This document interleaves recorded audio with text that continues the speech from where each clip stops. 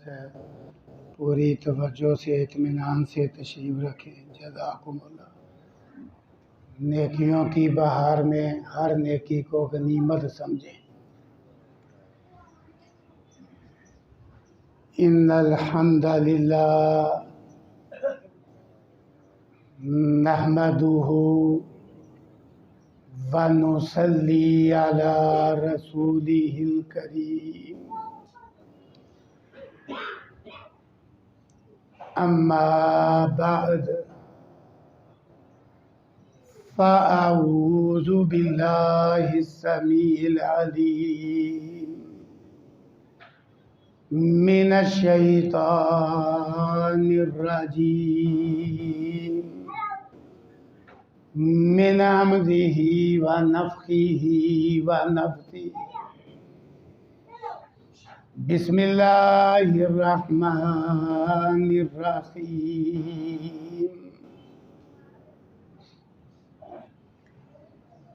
یا ایہا الذین آمنوا اصبروا وصابروا ورابطوا واتقوا اللہ لعلکم تفلحون۔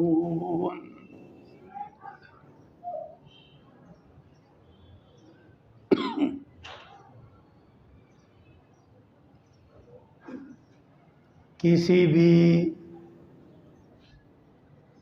مومن و مسلم شخص کو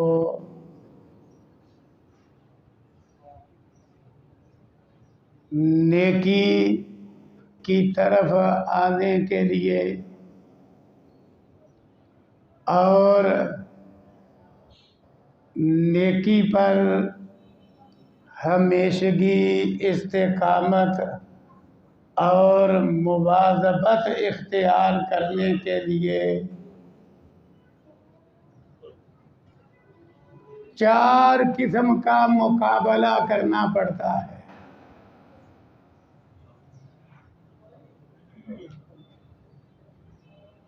دنیا میں 4 چیزیں ایسی ہیں جو انسان کو نیکی سے روکنے کے لیے بھرپور کوشش کرتی ہیں۔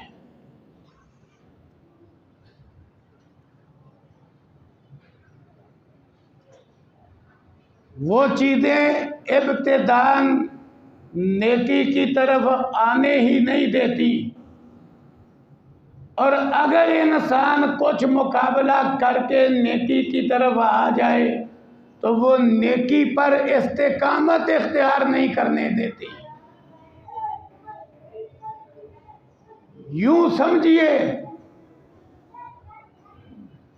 ہر مومن و مسلم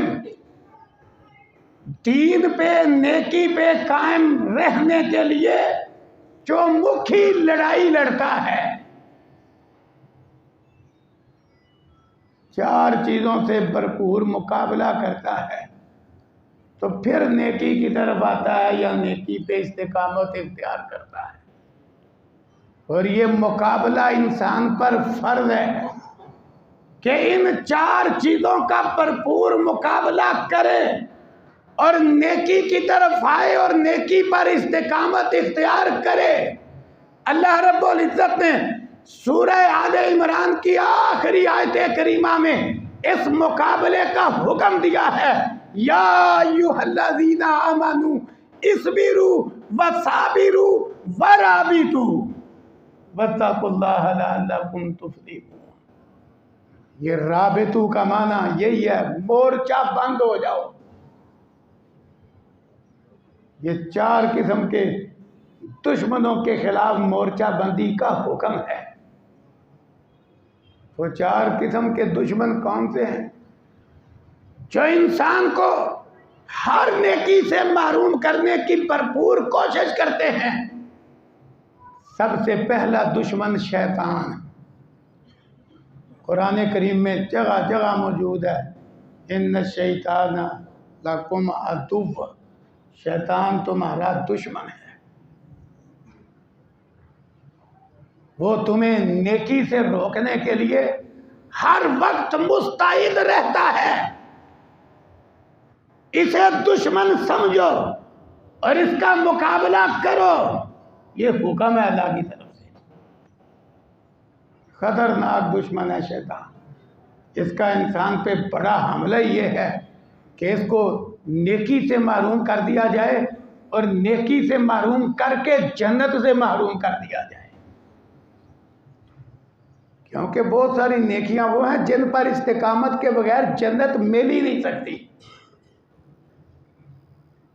توحید ہے، نماز پنجگانہ ہے، رمضان کا روزہ ہے، زکوٰۃ کی ادائیگی ہے، حج بیت اللہ ہے، یہ وہ بنیادی نیکیاں ہیں جن پر استقامت اختیار کیے بغیر جنت ممکن نہیں، وہ ایک علیحدہ مضمون ہے۔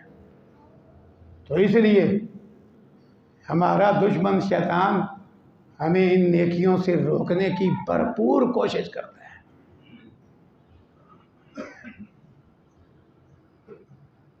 تو ہمارے اوپر اس کا مقابلہ فرض ہے کہ اس کا مقابلہ کر کے ہم نیکی کی طرف آئیں اور نیکی پر ہمیشگی اختیار کریں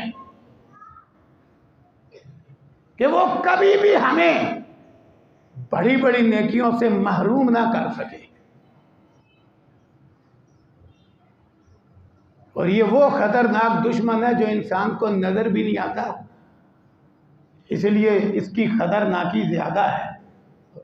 اور لوگوں کی حالت بڑی عجیب ہے، جو نظر آنے والے دشمن ہیں ان سے بچاؤ کی تو کوتر تو تدبیریں کرتے ہیں، یہ جو خفیہ نظر نہ آنے والا دشمن ہے اس سے بچاؤ کی کوئی تدبیر ہی نہیں کرتے، حالانکہ اس سے بچاؤ کی تدبیر سارے دشمنوں سے بچاؤ کی تدبیروں سے آسان ہے اگر سمجھ آ جائے۔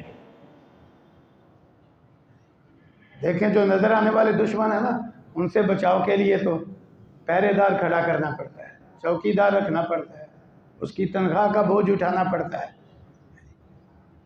گھر محفوظ بنانا پڑتا ہے، مکفل دروازے لگانے پڑتے ہیں، حتیٰ کہ جو لوگ اپنے آپ کو بہت زیادہ محفوظ کرنا ضروری سمجھتے ہیں وہ تو لباس بلٹ پروف، گاڑیاں بلٹ پروف، لاکھوں نہیں کروڑوں کا خرچہ ہے، اس کے باوجود بڑے بڑے یہ انتظامات کر کے لوگ نظر آنے والے ان دشمنوں کے ہاتھوں مرتے ہیں۔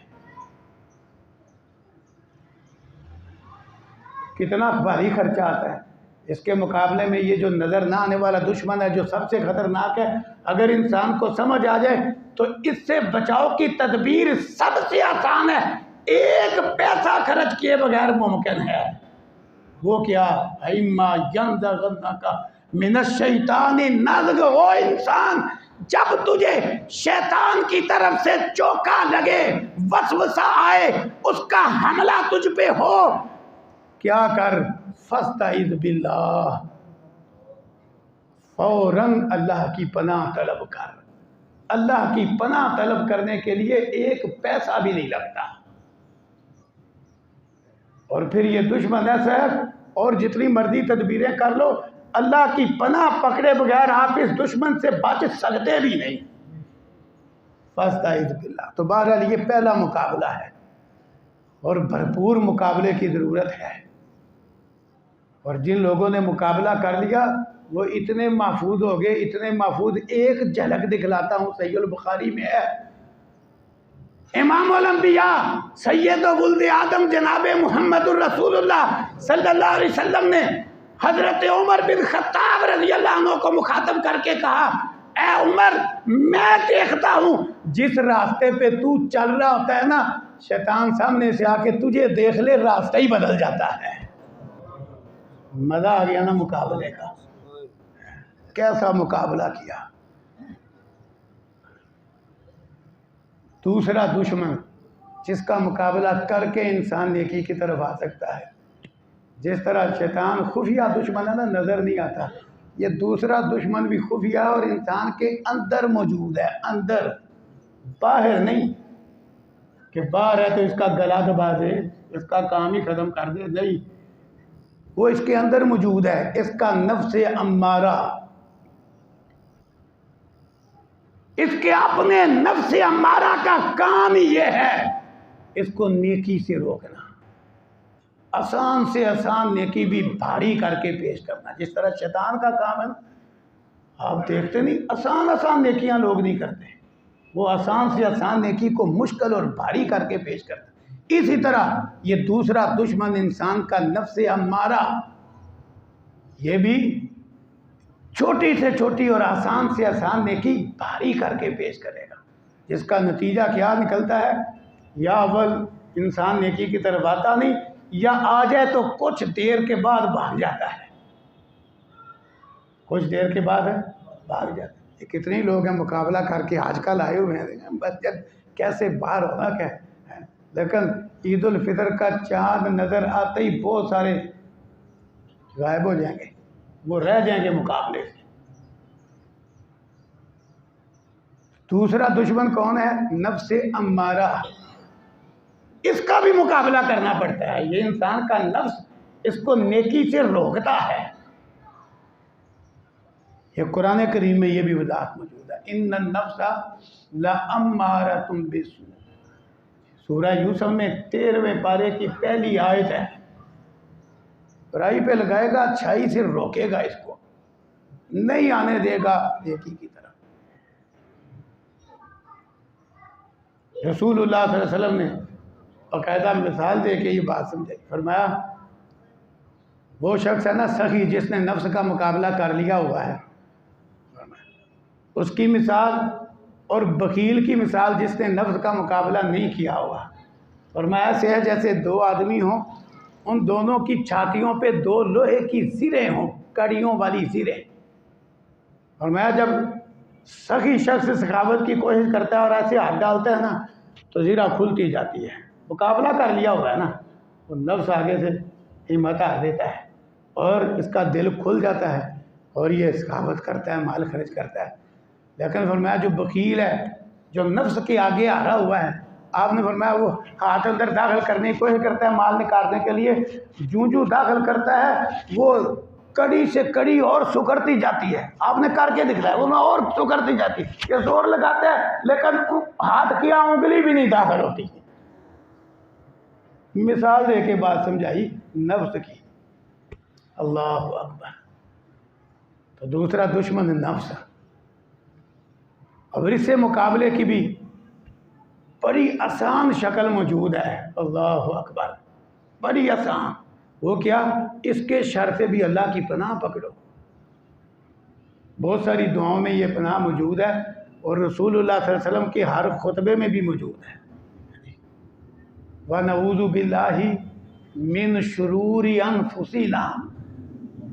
ہم اپنے نفسوں کی برائیوں سے اللہ کی پناہ پکڑتے ہیں.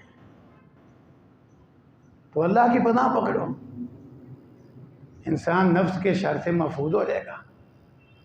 جب اللہ کی پناہ پکڑ کے نفس کا مقابلہ کرتا جائے گا نا، کرتا جائے گا، ایک وقت آئے گا کہ اس کا نفس امارہ اتنا دب جائے گا کہ یہ نفس مطمئنہ بن جائے گا.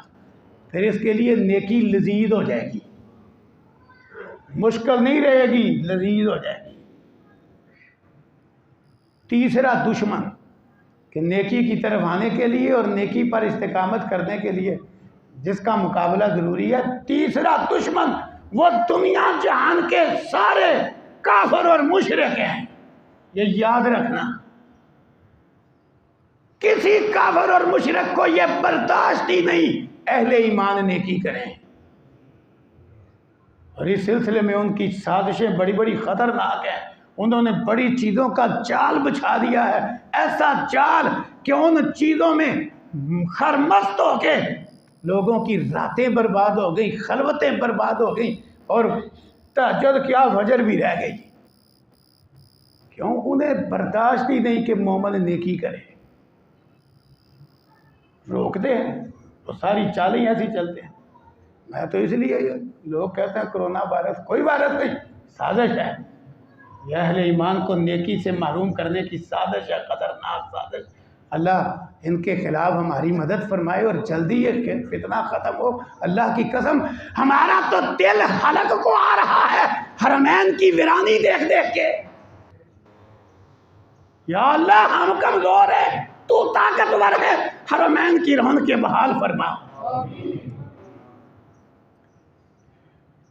یہ کافر اور مشرک لوگوں کی سازش ہے، ان کو کہاں برداشت ہے؟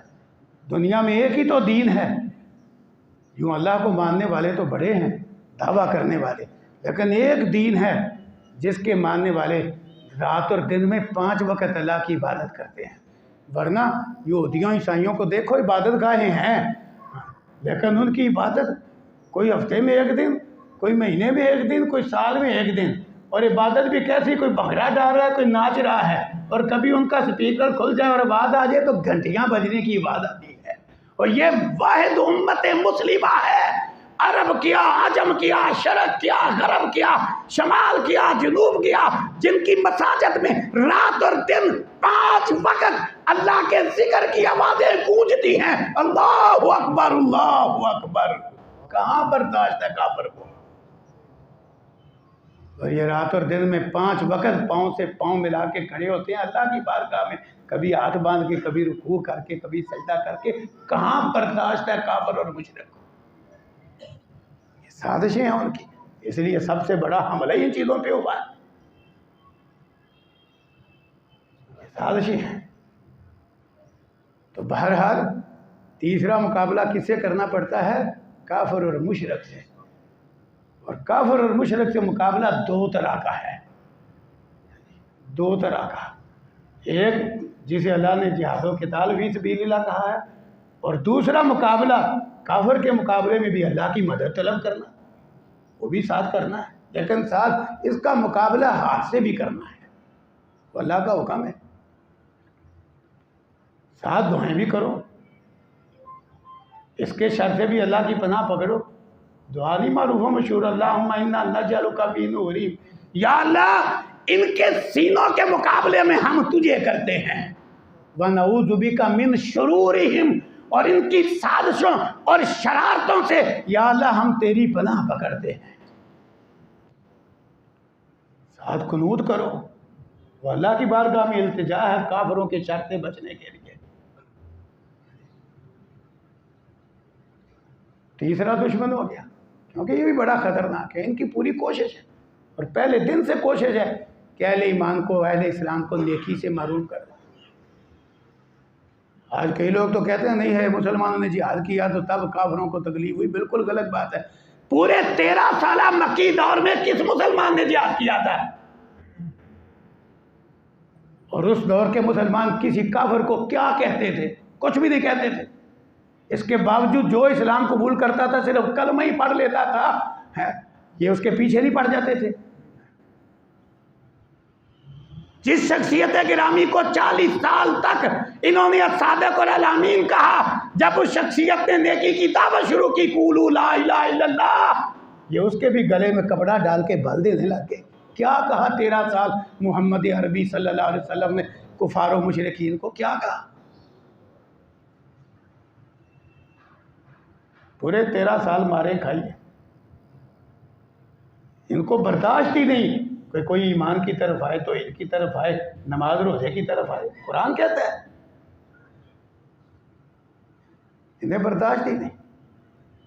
چوتھا دشمن جس کا مقابلہ کرنا پڑتا ہے نیکی کی طرف آنے کے لیے، وہ کلمہ پڑھنے والوں میں بھی جو بے دین لوگ ہیں، بے عمل، بد عمل، بے دین، ان کی بھی پوری کوشش ہوتی ہے لوگوں کو نیکی سے روکنا۔ دوست مسجد کی طرف آ رہا ہے، بے دین دوست راستے میں ہے، جی کدھر جا رہے ہو؟ ہاں نماز کھڑی ہونے والی ہے، میں نماز پڑھنے جا رہا ہوں۔ چل نماز تو روز پڑھتا ہے، چل میرے ساتھ فلاں جگہ فلاں شہر کھانے جاتے ہیں، نماز پھر پڑھ لینا، چل میرے ساتھ میچ لگا ہوا ہے، پہلے وہ دیکھ لیتے ہیں پھر نماز پڑھ، چل میرے ساتھ فلم بالکل تیار ہے، پہلے وہ دیکھتے ہیں پھر پڑھنا نماز۔ یہ بے دین اور بے عمل لوگ بھی اچھے لوگوں کو نیکی سے روکنے کی پوری کوشش کرتے ہیں، ان کا بھی مقابلہ کرنا پڑتا ہے کہ ان کی یلغار اور ان کے حملے سے بچا جائے، اور ان کے شر سے بچنے کے لیے بھی اللہ کی پناہ طلب کی جائے، اللہ کی مدد طلب کی جائے۔ اللہ کی مدد کے بغیر کوئی مقابلہ نہیں ہو سکتا۔ تو بہرحال یہ 4 قسم کے دشمن ہیں جنہوں نے ہر مومن و مسلم کو چاروں طرف سے گھیرا ہوا ہے۔ مومن و مسلم ان چاروں دشمنوں کا مقابلہ کر کے نیکی کی طرف آ سکتا ہے اور نیکی پر قائم رہ سکتا ہے، نیکی کی طرف آ سکتا ہے اور نیکی پر قائم رہ سکتا ہے، یہ مقابلہ کر کے۔ اور اس کا اللہ نے حکم دیا وَرَابِطُوا، اور سارے دشمنوں کے خلاف مورچہ بند ہو جاؤ، دشمن کا مقابلہ کر کے نیکی پہ قائم رہو۔ اب دیکھ لو واقعتاً جب اللہ کی مدد اترتی ہے تو یہ مقابلہ آسان ہو جاتا ہے۔ اس کی مثال موجودہ مہینہ ہے کہ جو بھی ہے جتنے مرضی حالات بگڑ گئے ہیں، ماہ رمضان میں شیطان کے ہوں کے جھگڑے جاتے ہیں اور روزے کی وجہ سے نفس امارہ بھی دب جاتا ہے، نفس امارہ بھی دب جاتا ہے، تو دیکھ لو نیکی کی تعداد بڑھ جاتی ہے کہ نہیں؟ تو معلوم ہوا یہ دشمنی رکاوٹ ہے۔ تو اگر ہم 12 مہینے مقابلہ کر لیں گے تو انشاءاللہ ہماری مسجدیں 12 مہینے بعد ہو جائیں گی۔ تو اللہ تعالی ہمیں 12 مہینے ان 4 دشمنوں کا مقابلہ کر کے نیکی پہ قائم رہنے کی توفیق دے۔ وآخر دعوانا ان